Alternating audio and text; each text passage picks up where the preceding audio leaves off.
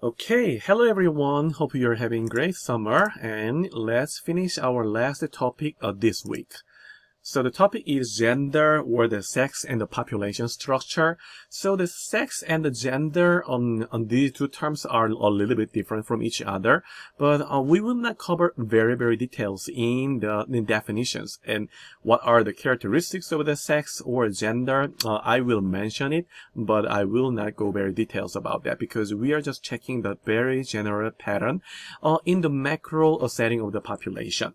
So we will see a very rough and very rough information about the population structure based on the gender in the United States and the world.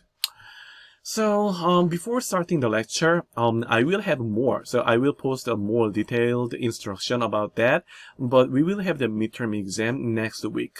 So not like the weekly quizzes, all the questions will be open-ended questions. So which means there will be some of the essay questions or others, but like as I introduced last time in the beginning of the semester, this exam will be also the open book format. So all open-ended questions, and we will cover on the topic of 1 through 6.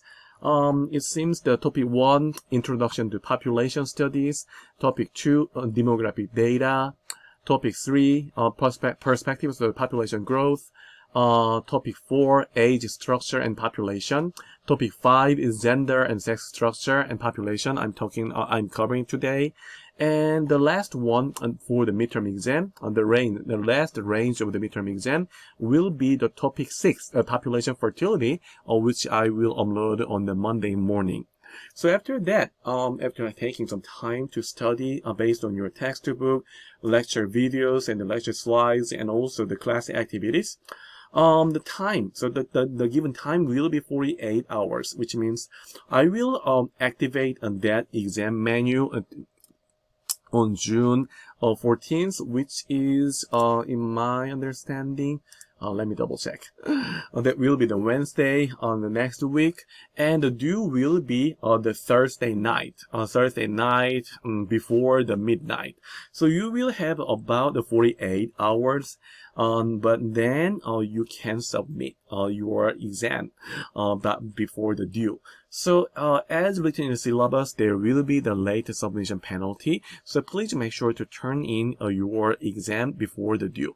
But in any case, there will be all the questions will be open-ended questions, but you can also use my lecture slide, lecture videos, and the textbook as references. Or even you can choose search your topic in the data in the internet, but without communicating with each other. So because all the questions will be very specific and based on your study. So if you just copy your the classmates' answers, that will be too clear to be copied in the as a part of the cheating.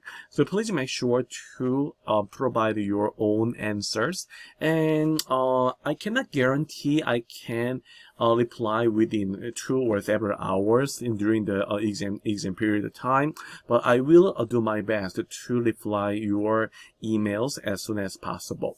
Other than that, this exam is a total 100 points, which is equivalent of the sum of the all quizzes, because each quiz is equivalent of the 25 points.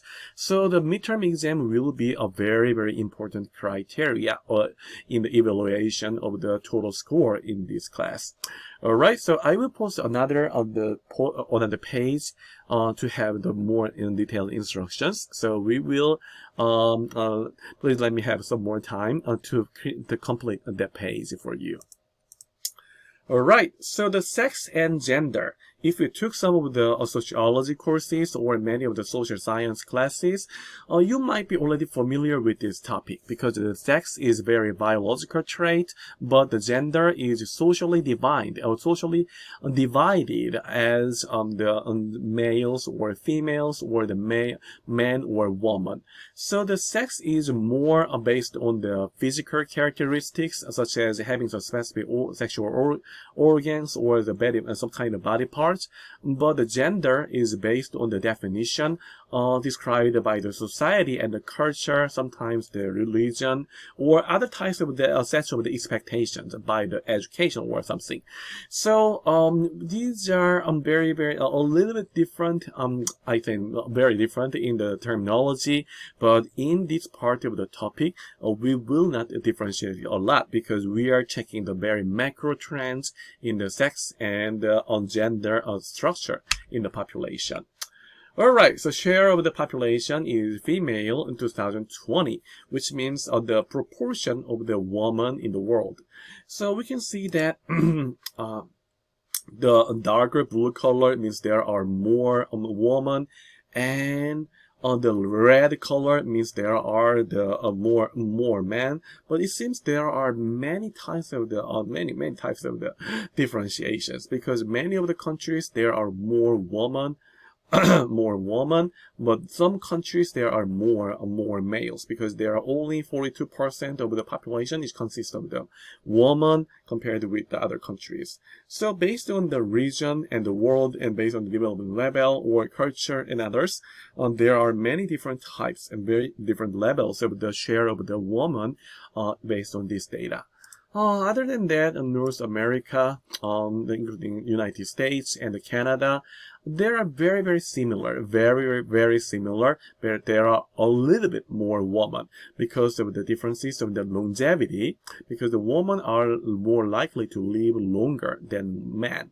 So possibly that's the reason why there are more men, there are more women compared with the men. Alright, so this is the population pyramid of the United States in 2020 and the Russian Federation of 2020. So if we were in the physical classroom, or if we were in the face-to-face class as a traditional format, I would ask you that what are sometimes the visible differences between the pyramid of the United States and the population pyramid of the Russian Federation. You may see that this is a little bit more. So compared with Russia, the United States, the population pyramid has more balanced shape. So on the males, on the left-hand side, these are proportion of the males based on the age and the age categories.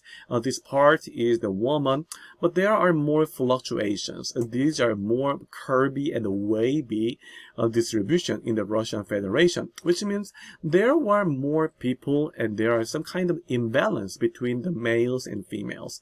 For example, for the age of the 10 through 14, there are a little bit, a little bit more males compared with the female, but there's some point in time. So after 40, 45, 50, there are much more women. So even after 35 and 40, so even starting from the 40, there are a larger proportion of the women, partly because there are the higher mortality rate of the Russian males because of their habits and lifestyle, and some types of addition to the alcohol beverages and higher chances of the smoking. So these are some factors contributing the higher the mortality of the males in the Russian Federation compared with the United States or other countries, or within the same country compared with the woman. Men are more likely to die earlier in the Russian Federation. So another key phenomena, another key topic which is very important in this chapter is the sex ratio, which means these are calculated as number of males divided by number of females in the area multiplied by 100. Then you can calculate as a number of males out of 100 females. For example, if sex ratio is 105, so after calculating those numbers, you found 105, which means there are 105 males, 100 men per 100 women. So the 100 woman is the standard, and the number you calculated as a sex ratio is number of men or number of males. So if the sex ratio is 110, it means that there are 110 males or men per 100 woman or female. So let's make it. So let's say in this lecture, the male and the females, not to interchangeably use, so that I would not confuse you. So 110, it means 110 males per 100 females. 120 means there are 120 males out of 100 females. So you will have a chance to calculate that in the class activity next time. So I mentioned that there were the proportion of the females or the number of males out of 100 female, and I shared some of the distribution, the regional differences of the distribution of the male or female like that. But the detailed question will be, why should we care about that? Why should we care about the sex ratio or the proportion of the gender? For example, if we have the balance between the number of the males or number of females, there will be at least or at minimum, we don't have many big issues. I mean, we don't have many serious issues.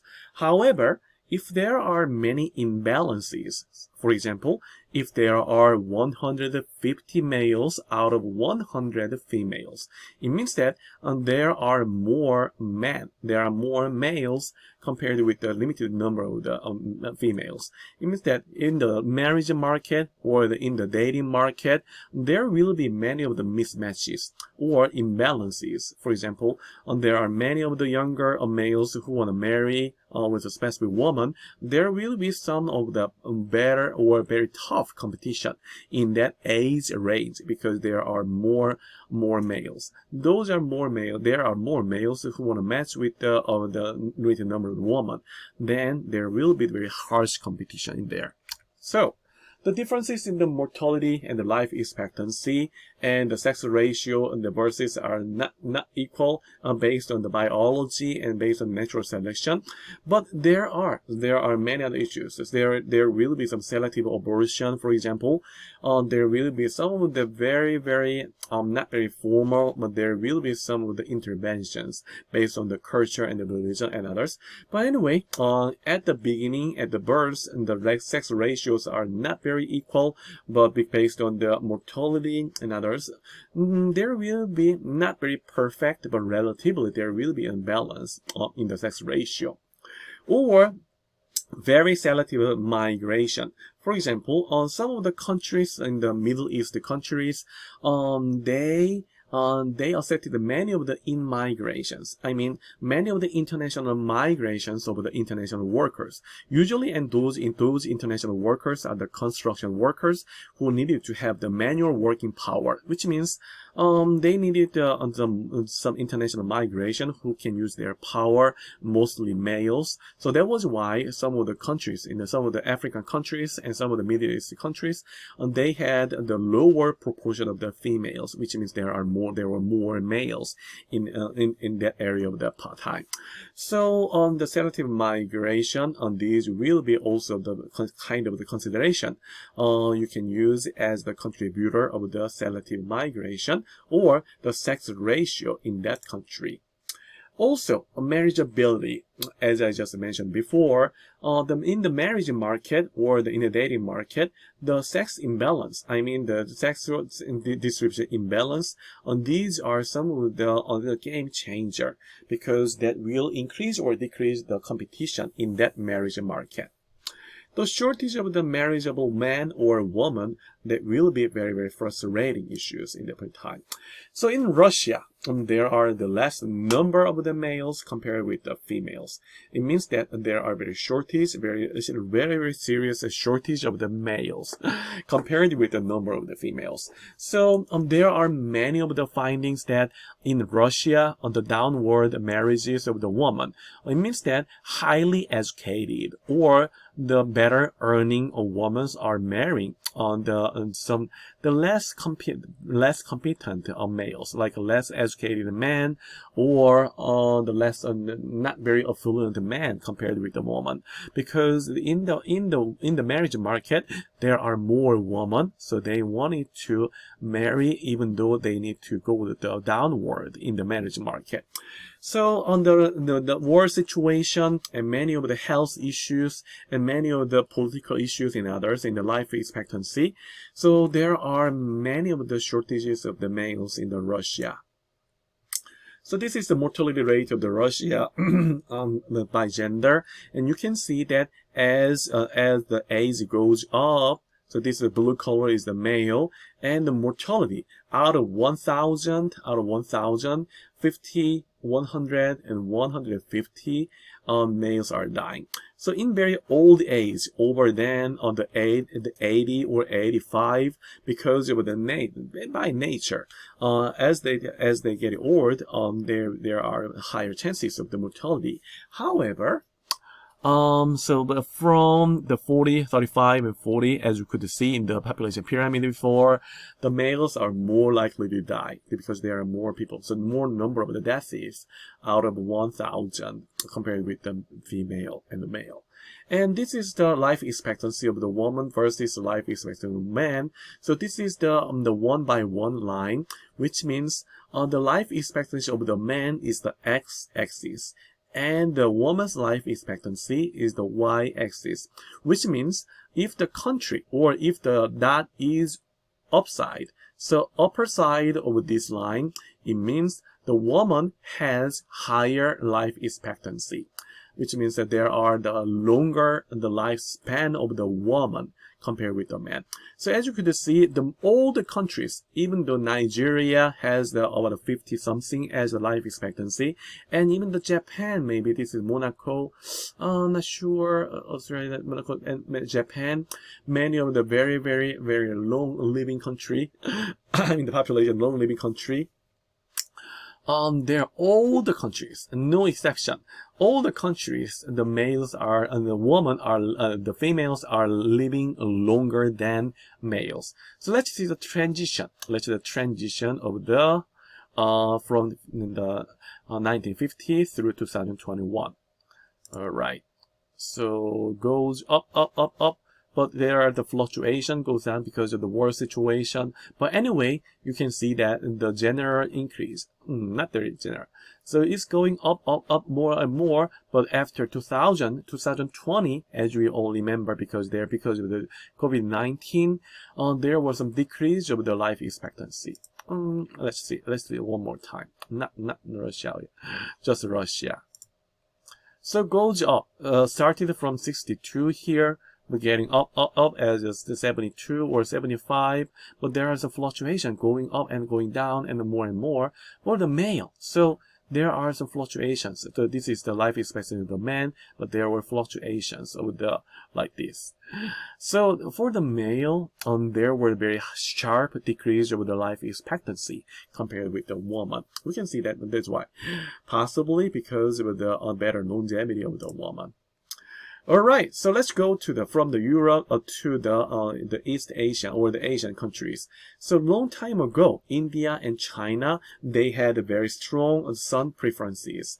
So for example, India, this is the male, very younger, through 0 through 4 years old. There were 7.7% of the Indian males 0 through 4 years old. However, only 7.2 girls in India. Do you think it's very natural or not very natural? Let's see. In China, 5.2 boys in 0 through 4 years old, 4.9, 0.3% below.